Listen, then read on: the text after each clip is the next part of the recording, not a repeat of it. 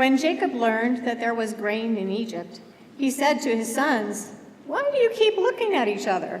I've heard that there's grain in Egypt. Go down and buy grain for us there, that we may live and not die."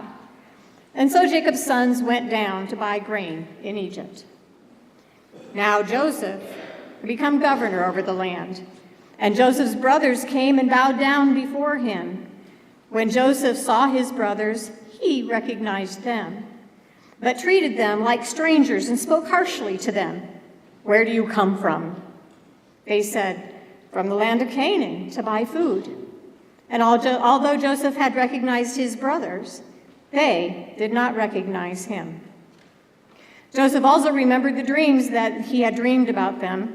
He said to them, "You are spies. You have come to see how destitute the famine has made our land." They said, "No, my lord.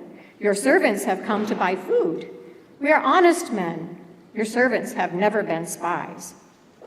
But he said to them, "No, you have come to see how vulnerable we are." They said, "We, your servants, are 12 brothers, the sons of a certain man in the land of Canaan."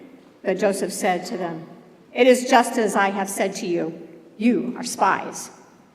Speaking among themselves, they said, "This all has happened because of what we did to Joseph long ago.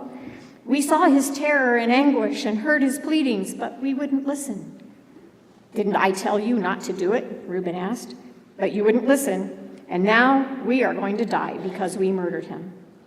Of course, they didn't know that Joseph understood them as he was standing there, for he had been speaking to them through an interpreter.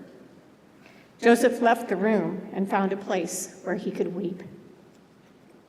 The brothers returned to their homeland, but due to the famine, they returned to Egypt to plead for more food.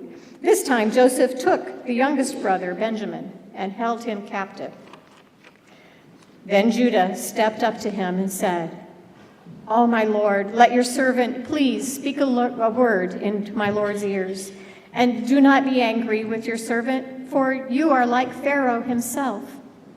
If you take this one also from me, and if harm comes to him, you will bring down my gray hairs in sorrow to Sheol.